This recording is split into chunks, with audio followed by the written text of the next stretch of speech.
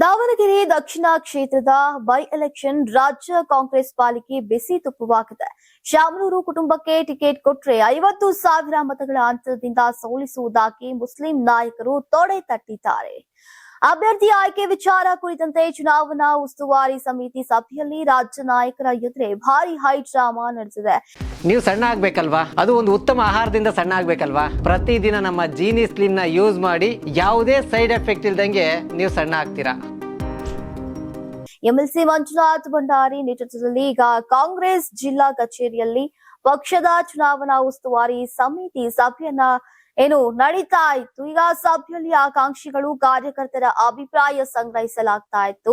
ಈ ವೇಳೆ ಎಸ್ ಮಲ್ಲಿಕಾರ್ಜುನ್ ಹಾಗೂ ಅಬ್ದುಲ್ ಜಬ್ಬಾರ್ ಬೆಂಬಲಿಗರ ಮಧ್ಯೆ ಈಗ ಭಾರಿ ವಾಗ್ವಾದ ಶುರುವಾಗಿದೆ. ಅಲ್ಪಸಂಖ್ಯಾತರಿಗೆ ಟಿಕೆಟ್ ನೀಡುವಂತೆ ಒಂದು ಗುಂಪು ಘೋಷಣೆಯನ್ನ ಕೂಗಿ ಒತ್ತಾಯಿಸಿದ್ರೆ ಸಮರ್ಥ್ಗೆ ಟಿಕೆಟ್ ನೀಡುವಂತೆ ಮತ್ತೊಂದು ಗುಂಪು ಘೋಷಣೆಯನ್ನ ಕೂಗ್ತಾ ಇತ್ತು. ಈಗ ತೀವ್ರ ಗಲಾಟೆ ಗದ್ದಲದ ವಾತಾವರಣ ಏರ್ಪಟ್ಟಿತ್ತು.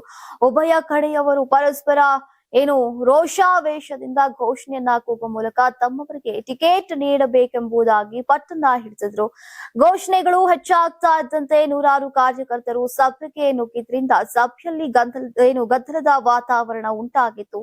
ಪರಿಸ್ಥಿತಿ ನಿಯಂತ್ರಣಕ್ಕೆ ಬಾರದೆ ಇದ್ದುದನ್ನ ಕಂಡಂತಹ ರೇವಣ್ಣ ಸಹ ಒಂದು ಕ್ಷಣ ತಾಳ್ಮೆಯನ್ನ ಕಳೆದುಕೊಂಡು ಜೋರು ಮಾಡಿದ್ದಾರೆ. ಆದ್ರೂ ಕೂಡ ಪರಿಸ್ಥಿತಿ ನಿಯಂತ್ರಣಕ್ಕೆ ಬರಲೇ ಇಲ್ಲ. ಕೊನೆಗೆ ಮಾಜಿ ಸಚಿವ ಎಚ್ ಆಂಜನೇಯ ಎಚ್ಎಂ ರೇವಣ್ಣ ಬೇಸರಗೊಂಡು ಹೊರ ನಡಿಬೇಕಾಯಿತು. ಇನ್ನು ಎಂಎಲ್ಸಿ ಮಂಜುನಾಥ್ ಭಂಡಾರಿ ಪ್ರತಿಕ್ರಿಯಿಸಿದ್ದು, ಟಿಕೆಟ್ ನೀಡುವಂತೆ ಅಲ್ಪಸಂಖ್ಯಾತ ಸಮುದಾಯ ಕೇಳೋದ್ರಲ್ಲಿ ತಪ್ಪೇನಿಲ್ಲ. ಈಗ ಕಾಂಗ್ರೆಸ್ ಪಕ್ಷದಲ್ಲಿ ನಾವೆಲ್ಲರೂ ಒಂದೇ ತಾಯಿ ಮಕ್ಕಳು. ಚುನಾವಣೆ ವೇಳೆ ಇಂತಹ ವಾತಾವರಣ ಸಹಜ. ಟಿಕೆಟ್ ನೀಡಿದ ಅಭ್ಯರ್ಥಿಗೆ ಗೆಲ್ಲಿಸಿ ತರುವುದು ಸಂಪ್ರದಾಯ. ಎಲ್ಲರ ಅಭಿಪ್ರಾಯ ಸಂಗ್ರಹಿಸಿ ಕೆಪಿಸಿಸಿ ಅಧ್ಯಕ್ಷರಿಗೆ ವರದಿಯನ್ನ ನೀಡ್ತೇವೆ. ಈಗಾಗಲೇ ಹೈಕಮಾಂಡ್ ಆಂತರಿಕ ಸರ್ವೆ ಮಾಡಿರತ್ತೆ. ಎಲ್ಲವನ್ನ ನೋಡಿಯೇ ಪಕ್ಷ ತೀರ್ಮಾನಿಸುತ್ತೆ. ಅಗ್ರೆಸಿವ್ ಆಗಿ ತಮ್ಮ ಹಕ್ಕು ಮಂಡಿಸುವುದು ಸಹಜ. ಮಾರ್ಚ್ 21ರಂದು ಅಭ್ಯರ್ಥಿ ಆಯ್ಕೆಯಾಗಲಿದೆ ಅಂತ ಹೇಳಿದ್ರು.